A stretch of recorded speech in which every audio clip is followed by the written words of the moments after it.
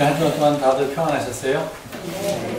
날씨가 요즘 가을이 아니라 겨울 같은 날씨가 아침과 저녁으로 계속되고 있는데, 이러한 가운데서 늘 주께서 주시는 은혜와 사랑이 우리 가운데 넘치기를 바랍니다.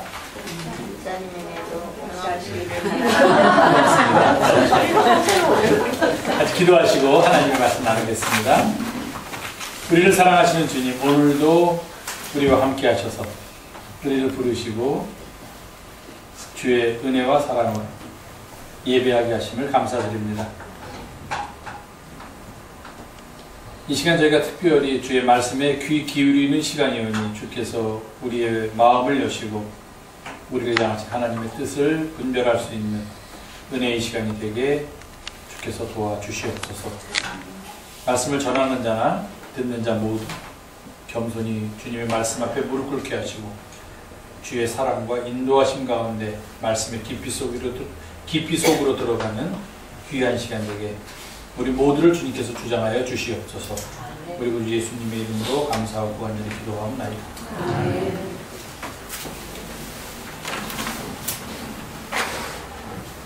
벌써 2012년도를 마무리할 그런 때가 된 것 같습니다. 저희가 다 같이 2012년도의 시작을 벅찬 감격으로 맞이하던 때가 엊그제 같은데 1년이 지나고 벌써 11개월이 거진 다 지나고 이제 이 해를 마무리할 때가 되었나 봅니다.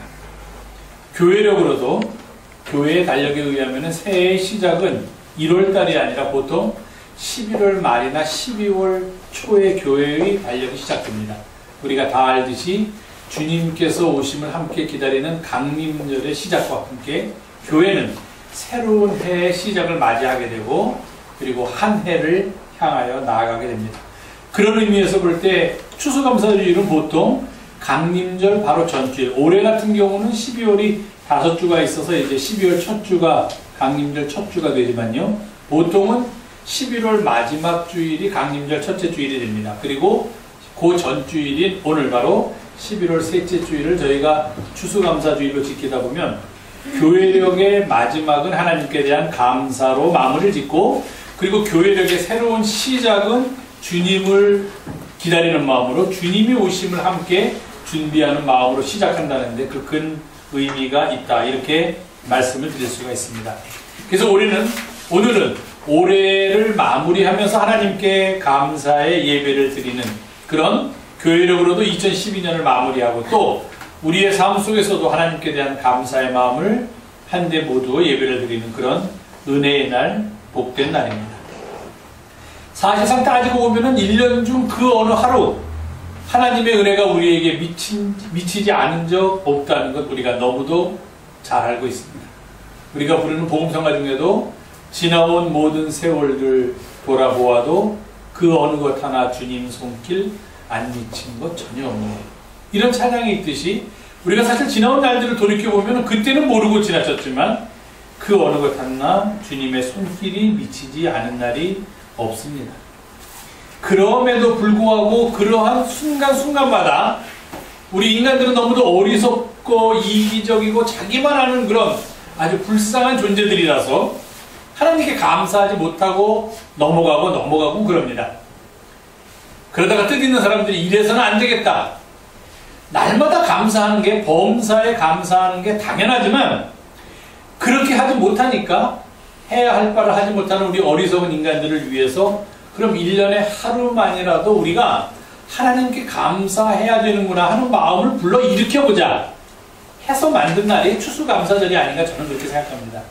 뭐 어떤 분들은 추수감사절 예배가 되면은 막 역사를 따져서 1620년 청교도들이 처음으로 무슨 프라이머스라는 그 미국 동쪽 보스턴 위쪽에 처음으로 상륙을 해서 막 이렇게 설교하시는 분들도 간혹 있는데, 그때부터 추수감사절이 시작된 거 아니고 그 이전부터 어디서든지 어느 지역에서든지 1년에 농사를 짓고 나서는 적어도 하늘에 감사를 드리는 그런 감사의 예배들이 다 있었습니다. 아까 우리 김재직 권사님께서 기도하실 때도 말씀하셨지만 이스라엘 민족은 어디에 가든지 그들이 조금이라도 하나님께 감사할 일이 있었다라고 생각이 되면은 그것을 잊어버릴까봐 또는 후손한테 전하지 못할까봐 거기다 단을 세우고 표시를 해놨습니다. 여기서는 무슨 일이 있었기 때문에 우리가 이렇게 단을 세운다. 그러니까 이것을 우리도 잊지 말고 우리 후손들에게도 계속 잊지 않도록 상기시켜주자 하는 의미에서 단을 세우고 거기서 제사를 지냈습니다. 청교도들보다도 훨씬 옛날부터 사람들은 그렇게 감사하며 살아왔던 겁니다. 그런데 요즘 들어서 이 감사의 마음이 점점 없어지니까 제가 생각하기에는 처음으로 들어간 필그림들이 인디안들과 더불어서 첫 수확을 얻어서 감사의 예배를 드렸다 하는 것이 추수감사절의 기원이 아니라 감사해야 되는데도 불구하고 하지 못하고 사람 구실 못하고 살아가는 게 안타까워서 누군가 뜻있는 사람들이 이래서는 안 되겠다. 하루만이라도 좀 사람들 정신 좀 차리게 하자. 좀 똑바로 사람답게 살도록 만들어주자 하는 의미에서 이 추수감사절을 만들지 않았나 하는 그런 이상한 생각을 하면서 오늘 추수감사주의를 맞이합니다. 그런데 또 이런 의미가 있습니다. 우리 교회에서 제일 큰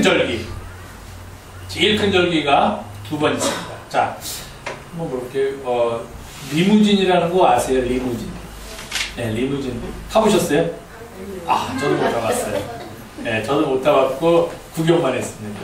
긴 차. 조그만데, 이렇게 낮은데, 택시처럼 낮은데, 승용차처럼 낮은데 길어요. 그리고 막 사람들이 들어가고 영화에 나오는 리무진을 구경만 해보면 그 안에는 막 조그만 냉장고도 있고, 거기서 음료수도 마시고, 어떤 차는 전화도 있고, 테이블도 있어, 회의도 하고, 어쩐다 그러는데. 미국 사람들은 태어나서 리무진을 보통 두 번 타본다고 합니다. 언제 타보겠어요? 한 번은 결혼식 할 때 타본다고 합니다. 또 한 번은 자기는 몰라요. 탔는지도 몰라. 리무진을 탔는지 뭘 탔는지도 모르지만 어쨌든 남들이 보면 아, 저 사람은 리무진 탔구나 하게 느껴지는 게 장례식. 두 번 리무진을 탄다고 합니다. 교회의 큰 절기가 아주 우리가 많이 있지만 크게 말하면 두 번 있습니다. 언제하고 언제죠? 부활절과 성탄절. 네. 교회 안 가는 사람들도 1년에 두 번은 교회 간다고 하는데 부활절과 성탄절.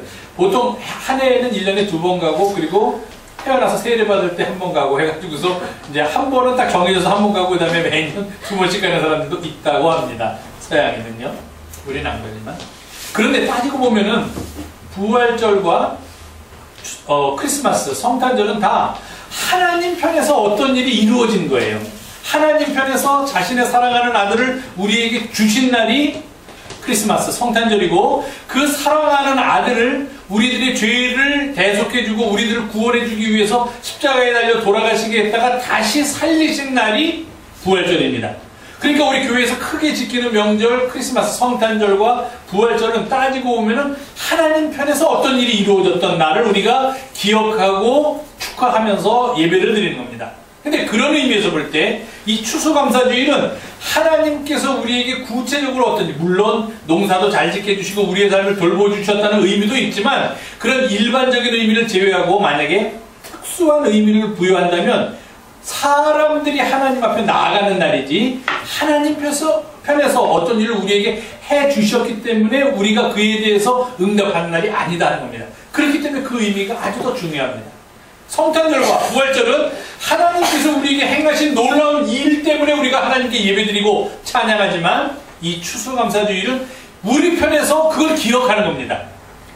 성탄절과 부활절이 하나님 편에서 우리로 하여금 그 일을 기억하게 만들어주는 그런 놀라운 역사가 일어났던 날이라면 추수감사주일은 하나님 편이 아니라 우리들 인간들 편에서 하나님께서 우리에게 행하신 놀라운 일을 기억하는 날, 그렇기 때문에 훨씬 더 의미가 있는 날이라고 저는 생각을 합니다. 변함없이 우리를 사랑하시고 은혜를 베풀어 주시는 주님께 감사하는 우리 모두의 삶 속에 늘 주님께서 도우시는 은혜, 동행하시는 은혜를 베풀어 주시기를 바랍니다. 이 시편 65편을 우리가 함께 보면은요, 저희가 1절부터 다 함께 봉독하지는 못했지만 1절부터 13절까지 있는 그리 길지 않은 한 편의 시입니다. 이 시 속에는 하나님께서 우리의 영혼과 우리의 육체에 어떻게 복을 내려주셨는지 그 복을 감사하고 그 복에 대한 찬양을 드리는 기도로 이루어진 것이 바로 시편 65편입니다. 즉 하나님께서 우리에게 내려주신 복에 대한 감사의 찬송, 감사의 기도가 바로 시편 65편입니다.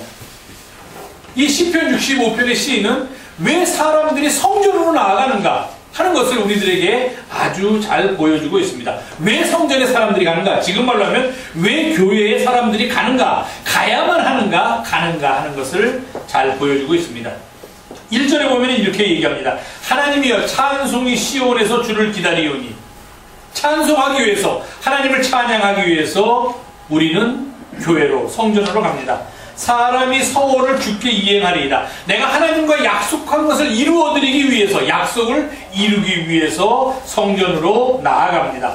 기도를 들으시는 주여 모든 육체가 주께 나아오리다. 하나님께 기도하고 그 기도에 응답받음을 확신하는 마음이 있기 때문에 우리들은 성전을 향하여 나아갑니다.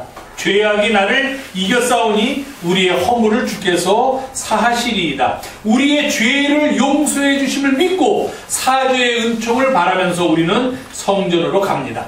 찬송하기 위하여 성전으로 갑니다. 하나님과의 약속을 이행하기 위하여 성전을 향하여 발걸음을 재촉합니다. 하나님께 기도드리고 그 기도에 응답을 받은 감사의 마음을 가지고, 그리고 우리의 죄를 용서해 주시는 하나님의 사죄의 은총을 바라면서 우리는 성전으로 갑니다. 이러한 사람들, 이러한 마음을 가지고 함께 모인 주의 집, 주의 성전은 아름다움으로 가득 차 있다. 이 시인은 그렇게 얘기하고 있습니다. 주의 집이 아름다움으로 가득 차 있다. 우리 교회는 별로 아름답지 않고, 오늘 보니까 이 포인세트가 와 있던데요. 포인세트 때문에 아름다울 줄 몰라도 이렇게 뭐 아름다운 것 같지 않은데 주의 성전이 아름다움으로 가득 차 있다면 우리 교회는 아닌가. 큰 교회 가면은 대단하죠. 여러분, 아주 성전이 아주 아름답게 잘 지은 교회들도 많습니다. 아마 이 차려놓은 것도 저희들보다 훨씬 더 아주 휘황찬, 아주 고급 과일, 저희도 고급 과일이 있지만 온갖 과일과 그거로 이 강단이 여기보다 훨씬 넓은데 여기를 가득 채운 그런 교회도 있습니다. 제가 어제 예배 준비를 하면서 이제 이미지라는 게 있는데, 이미지라는 거를 추수감사주일날은 어떤 이미지가 있나고 들어가 봤습니다. 그랬더니 한국에 있는 여러 교회에서 자신들의 그 추수감사주일 예배 드리는 모습을 찍어서 올려놓은 이미지들이 많이 나오는데, 어떤 교회는 재밌더라고요. 이 앞에 강대상 목사님 설교하시는 맨 앞에다가 쌀푸대 이만한 게 하나가 있더라고요. 한 20kg 정도 되는 쌀푸대. 청결미라고 써있나, 아주 이렇게 종이로 된 게 아니라, 그래서 말 그대로 쌀푸대로 된 쌀 한 푸대를 갖다 놓고 여기다가 또 뭐 갖다 놓고 뭐 갖다 놓고 그래서 이렇게 예배 드리는 걸 봤는데, 다들 어느 교회든지 자기네 교회를 아름답게 그렇게 장식하려고 합니다. 꽃꽂이 위원들이 있어서 토요일이면 와서 정성껏 꽃을 준비해서 강단을 주일날 아름답게 예배를 드리기 위해서 준비하려고 합니다. 무슨 절기가 되면은 그 절기에 알맞게 교회를 아름답게 장식하려고 합니다. 만약에 교회에서 결혼식이라든지 이런 아주 축하할 만한 행사가 있을 때는 더더욱 많은 사람들이 교회를 아름답게 장식하려고 합니다. 그러나 오늘 여기 시편 65편의 기자가 이야기하고 있는 아름다움은 그런 아름다움은 아닐 것이다. 그렇게 생각을 합니다. 꽃으로 장식된 아름다움만을 의미하는 것은 아닐 것이다. 여러 가지 풍선이라든지 또는 파티를 위해 준비되는 그런 장식물로 장식된 아름다움은 아니고, 지금 이 시편의 기자가 우리들에게 이야기하고 있는 주의 전의 아름다움은 아마도 다른 데서 찾고 있는 것은 아닌가 하는 생각을 금할 수가 없습니다. 그 아름다움은 뭐냐? 하나님께 예배드리기 위하여 주의 집에 모인 자들이 볼 수 있는 아름다움, 만나게 되는 아름다움, 그리고 그들이 예배 속에 들어가면서 느끼게 되는 그 아름다움을 말하고 있습니다. 그 아름다움의 가장 정점에는 하나님이 우리와 함께 계시다라는 믿음의 고백이 있습니다. 그것을 이 시의 기자는 주의 집에 들어갔을 때 우리는 아름다움으로 가득 참을 느끼게 된다 할 때의 그 아름다움은 바로 그곳에 하나님이 우리와 함께 계시다는 믿음의 고백 속에서 느껴지는 그런 아름다움을 말하고 있습니다. 하나님이 우리와 함께 계심, 임마누엘을 느낀다는 것입니다. 그리고 그 우리와 함께 계신 하나님을 만나면서 우리는 그에 대한 경외의 마음을 갖게 되고, 그를 향하여 감사하게 되고, 그를 향하여 헌신을 고백하게 되는 것, 이런 모든 것들을 통하여서 우리는 하나님과 우리들 사이에 진실한 교제가 오고 가고 있음을 느끼게 됩니다. 이것이야말로 주의 전이 우리에게 주는 참다운 아름다움인 것입니다. 하나님과의 교제, 이 안에 계신 하나님을 내가 만나고 그 하나님께서 나에게 베풀어 주신 사랑과 은혜를 감사하고 헌신하면서 예배드리는 그 시간이야말로 우리들이 이 땅에서 경험하지 못하는 가장 아름다움을 경험하는 시간이다. 그렇게 고백할 수 있습니다. 그와 더불어 이 자리에 함께 참여하여서 기쁜 마음을 가지고 그렇게 우리를 향하신 하나님의 은혜를 함께 나누는 우리들 모두 서로와의 사귐과 만남이 이루어지는 이 성전, 그리고 그러한 만남이야말로 이 성전에서 우리가 느낄 수 있는 또 다른 아름다움이라고 이 시편의 기자는 이야기하고 있습니다. 하나님의 백성들은 바로 이것들을 누리면서 이러한 아름다움을 보고 느끼고 그리고 이러한 아름다움을 누리면서 우리들의 삶 속에 만족을 느끼면서 살아가게 된다. 그렇게 이 기자는 이야기하고 있습니다. 이것은 바로 우리가 주의 전에 나옴으로 느끼게 되는 영적인 복입니다. 우리의 영혼이 누리는 편안함입니다. 우리의 영혼이 얻게 되는 안식이자 우리의 영혼이 누리게 되는 감사이며 복입니다. 그런데 이렇게 영혼의 복을 누린 사람들, 영혼의 만족함을 가득한 사람들은 이제 그들의 시야가 넓어지면서 지금까지 세상을 바라보던 눈 말고 또 다른 눈으로 세상을 바라보게 됩니다. 그 또 다른 눈으로 보게 되는 세상은 어떤 모습일까요? 바로 지금까지 우리의 삶의 모든 것은 바로 하나님께서 우리들을 위하여 준비하시고 하나님께서 우리들을 위하여 예비하신 것이다라는 고백의 눈이 그들에게서 열리게 된다는 것입니다. 지금까지 그런 영혼의 만족을 느끼지 못하는 사람들은 모든 것을 자기 중심적으로만 생각하고 하나님 중심적으로 살지 못하게 그렇게 조건 지어졌습니다. 그런데 그들의 영혼이 이러한 성전에서 느끼는 아름다움을 보게 되고 새로운 만족을 느끼게 되면 그들은 이제 하나님께서 그들을 위하여 베풀어 주신 은혜를 기억하고 그것을 감사하게 됩니다.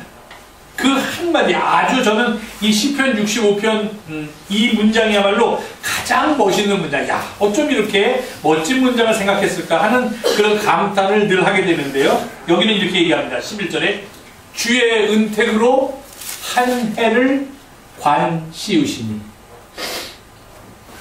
관씌우시다 무슨 뜻입니까? 왕관을 씌워준다. 무엇으로? 주님의 은혜로 이 한 해에 왕관을 씌워주셨다 하는 말입니다. 그게 무슨 말이냐면 주님께서 우리들에게 풍성함을 가지고 이 한 해에도 마치 왕관을 쓴 것처럼 그렇게 우리를 지내게 하셨다 하는 겁니다. 주님의 은혜로 우리는 이 한 해도 왕관을 쓴 것처럼 한 해를 감사함 속에서 마치게 되었습니다 하는 그런 고백입니다. 주의 은택으로 한 해를 관씌우시니. 이 한 해 어느 것 하나 돌이켜보아도 하나님께서 나에게 관씌워주시지 않은 날이 없다는 그런 고백입니다. 순간순간마다 그 씌워주신 왕관으로 번쩍번쩍 빛나는 그 왕관으로 인해서 나는 궁핍하지 않았고, 나는 외롭지 않았고, 나는 슬프지 않았고, 나는 고통스럽지만 않았다는 것입니다.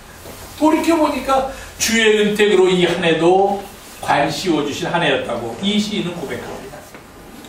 매해 그렇듯이 이 해도 우리의 삶은 주님의 은혜 속에 이루어졌음을 감사합니다.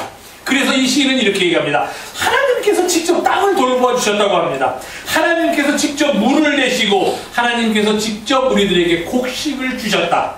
밭고랑에도 물을 넉넉하게 하시고 때를 따라 단비를 내리셔서 거기서 그 단비를 먹고 싹이 나오게 되었다. 그러니 온 피조물들은 다 즐거이 하나님의 은혜를 외치고 또 노래합니다. 이렇게 고백합니다. 감사의 찬송이며 감사의 기도입니다.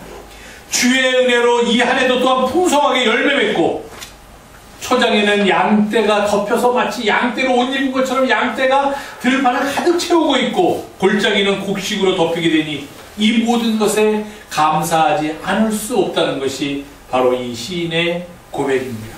감사의 기도입니다. 이렇듯 감사의 계절은 우리가 알지 못하는 신비한 능력으로 우리에게 다가옵니다. 그 신비한 능력이 어떤 능력이냐? 바로 우리를 원래의 모습대로 회복시켜주는 하나님께서 우리를 지으신 지으심의 모습대로, 구원의 모습대로 회복시켜주는 그러한 능력입니다. 우리는 지금까지 우리가 망가졌는지도 모르고 살고 있었습니다. 우리가 잘못된 길을 걷고 있다는 것조차도 알지 못한 채 그냥 옳은 길인 줄 알고 살아왔습니다. 내 욕심과 내 탐욕과 나 중심적인 사고 속에서 그렇게 하나님조차도 잊어버리고 딴 길로 걸으면서 살아왔습니다. 그런 우리들을 다시 원래의 길로, 원래의 상태로 돌이켜주는 것, 그것이 바로 감사의 계절이 가진 신비스러운 능력입니다. 우리의 삶에서 가장 귀한 것이 무엇이냐? 감사라고 우리가 만약에 대답할 수 있다면 그 감사가 잊어진 채로 하루하루 살아오다가 이제 내가 잘못 살아왔구나, 이것이 내가 원하는 삶이 아니었는데, 이것이 내가 가야 할 길이 아니었는데 라고 돌이키는 새로운 깨달음과 은혜를 우리들에게 주시는 때가 바로 이 감사의 계절입니다. 그래서 이날은 우리가 그 감사의 마음을 가지고 지금까지 잘못된 길로 걷던 하나님의 형상을 잊어버리고 살았던 우리의 모든 엉클어진 삶이 다시 원래의 모습으로 회복되면서 하나님께 나아가는 날이 바로 감사의 날입니다.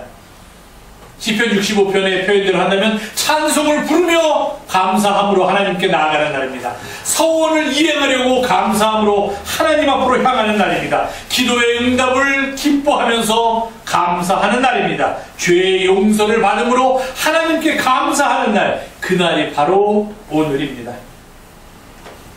이러한 은혜를 우리가 함께 나누게 될 때 우리는 비로소 알지 못했던 그 사실, 그러나 꼭 알아야만 하는 그 사실, 바로 이 한 해도 주의 은택으로 우리의 삶이 관씌워졌음을 비로소 깨닫게 됩니다. 그때 우리는 우리의 원래의 모습, 하나님께서 지으신 아름다운 모습을 회복하게 됩니다. 이런 은혜가 이번 감사절 기간 동안 우리 가운데 넘치시기를 주님의 이름으로 권면을 드립니다. 기도하겠습니다.